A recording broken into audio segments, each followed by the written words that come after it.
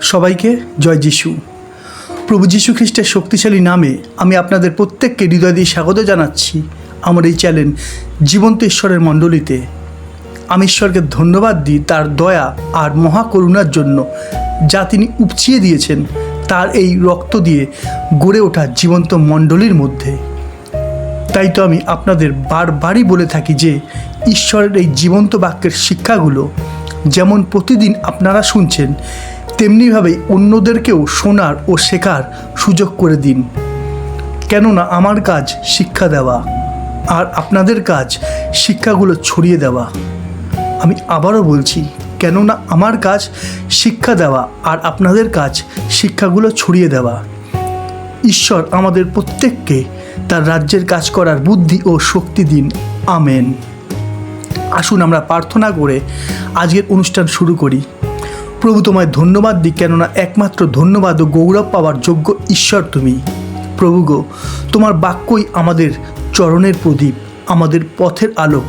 তাই তুমি আমাদের তোমার এক একটা বাক্য বোঝার ক্ষমতা দাও, আমাদেরকে ধৈর্য দাও, যেন আমরা তোমার বাক্য শুনে বিশ্বাস করে ধৈর্য সহকারে পালন করে ফলবান হতে পারি। এই প্রার্থনা প্রভু যীশু খ্রিস্টের নামে চাইলাম। আমেন। আজকের বিষয়, ঈশ্বরের রব আমরা শুনছি না। আমি আবারও বলছি, আজকের বিষয় ঈশ্বরের রব আমরা শুনছি না। বিষয়টা বোঝার আগে আমরা একটা বাক্য দেখে নিই। আমরা দেখি লুক 6:46 আর তোমরা কেন আমাকে হে প্রভু বলিয়ে ডাকো, অথচ আমি যাহা যাহা বলি তাহা করো না। এই বাক্যটা শুনে হয়তো অনেকে বলতে পারে যে আমরা প্রার্থনা করি, বাইবেল পড়ি, তাহলে মনে হয় এই বাক্যটা আমাদের জন্য নয়, তাই না? কিন্তু আমি বলছি, হ্যাঁ, আমি বলছি এই বাক্যটা আমাদেরই জন্য। বিষয়টা বোঝার জন্য আমি এখানে একটা উদাহরণ দিই, ভালো করে বোঝার চেষ্টা করুন। ধরুন খেলা স্টেডিয়াম, লাখে লাখে মানুষের ভিড়, জায়গাটাতে চিৎকার, চেঁচামেচি আর নানা রকমের আওয়াজ হচ্ছে। আপনার পাশের লোকটা আপনাকে কি বলছে আপনি শুনতে পাচ্ছেন না কেন? আমি আবারও বলছি, আপনার পাশের লোকটা আপনাকে কি বলছে আপনি শুনতে পাচ্ছেন না কেন? কারণ স্টেডিয়াম ভর্তি মানুষের চিৎকার, হাহাকার, তাই না? ওই পরিস্থিতির মধ্যে যদি আপনি আপনার পাশের লোকটার কথা শুনতে চান, তাহলে আপনাকে খুব ভালো করে সেই লোকটার প্রতি মন ও দৃষ্টি দিতে হবে, তাই না? ঠিক সেইভাবেই ঈশ্বরের আওয়াজ শোনার ক্ষেত্রেও আমাদের এই একটা অসুবিধা রয়েছে। হয়তো আমরা চাইছি যে আমরা ঈশ্বরের আওয়াজ, তার পরামর্শ শুনব, কিন্তু এই পৃথিবীতে এত ভিড়, এত জগতিস্থ বিষয়, যার মধ্যে থেকে আমরা কোনো মতেই ঈশ্বরের প্রতি মন ও দৃষ্টি দিতেই পারছি না। বাইবেল আমরা পড়ছি ঠিকই, কিন্তু বুঝতে পারছি না। যদিও বুঝতে পারি, তাহলে বিশ্বাস করতে পারছি না। আর যদি বিশ্বাস করতে পারি, তাহলে দৃশ্যমতে বিচার করার পর, অর্থাৎ পরিস্থিতি দেখার পর বাক্যগুলো আমরা পালন করতে পারছি না। কারণ কি? কারণ একটাই, আমরা ঈশ্বরের প্রতি মন ও তার বাক্যের প্রতি দৃষ্টি দিতেই পারছি না। আশা করি এতদূর পরিষ্কার। আমরা একটা বাক্য দেখি, আমরা দেখি কলসীয় 3:1-3 অতএব তোমরা যখন খ্রিস্টের সহিত উত্থাপিত হইয়াছ, তখন সেই ঊর্ধ্ব স্থানের বিষয়ে চেষ্টা করো, যেখানে খ্রিস্ট আছেন, ঈশ্বরের দক্ষিণে বসিয়া আছেন। ঊর্ধ্বস্থ বিষয় ভাবো, পৃথিবীস্থ বিষয় ভাবিও না, কেননা তোমরা মরিয়াছ এবং তোমাদের জীবন খ্রিস্টের সহিত ঈশ্বরে গুপ্ত রহিয়াছে। হালেলুইয়া। দেখুন, ঈশ্বর কিন্তু তার বাক্যের দ্বারা আমাদের সদা সর্বদাই রাস্তা দেখাচ্ছেন। লেখা আছে, তোমরা আর পৃথিবীস্থ বিষয় নিয়ে ভেবো না। এখানে এই বাক্যটা পড়ে তারাই ভুল অর্থ বের করবে যারা এখনও এই পথে শিশু, যে আমরা এই পৃথিবীতে আছি, তাই এই পৃথিবীর কথা না ভাবলে চলবে, তাই না? কিন্তু এই বাক্যের সঠিক অর্থ হলো পৃথিবীস্থ বিষয়, অর্থাৎ এই জগতের সমস্ত মন্দ আর মিথ্যে থেকে তুমি বেরিয়ে আসো আর ঊর্ধ্বস্থ বিষয় ভাবো, অর্থাৎ এখন থেকে তুমি দেখো যে ঈশ্বরের বাক্য তোমাকে কি বলছে। কেননা তোমার পুরাতন স্বভাবের মৃত্যু হয়েছে ও ঈশ্বরের বাক্যের দ্বারা তোমার নতুন জন্ম হয়েছে। আমি আবারও বলছি, কেননা তোমার পুরাতন স্বভাবের মৃত্যু হয়েছে ও ঈশ্বরের বাক্যের দ্বারা তোমার নতুন জন্ম হয়েছে, আর তোমার জীবন এখন খ্রিস্টের জীবনের সহিত যুক্ত হয়েছে। হালেলুইয়া। তাই আমাদের উচিত আমরা যেন ঈশ্বরের এক একটা বাক্যের প্রতি মনোযোগ দিই। দেখুন, আমরা এখানে একটা বাক্য দেখি, আমরা দেখি প্রকাশিত বাক্য 3:20। দেখো, আমি দ্বারে দাঁড়াইয়া আছি ও আঘাত করিতেছি, কেউ যদি আমার রব শুনে ও দ্বার খুলিয়া দেয়, তবে আমি তাহার কাছে প্রবেশ করিব।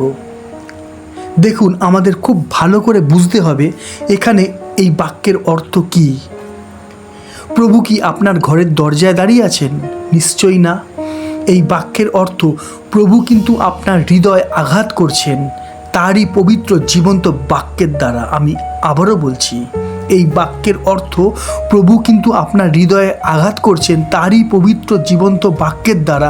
লেখা আছে যে যদি কেউ তার রব শোনে ও দ্বার খুলে দেয়, অর্থাৎ যদি কেউ তার বাক্য শোনে ও পালন করে দেয়, তবে তিনি তার হৃদয়ে প্রবেশ করবেন। যেমন লেখা আছে, আমরা দেখি 1 করন্থীয় 6:19।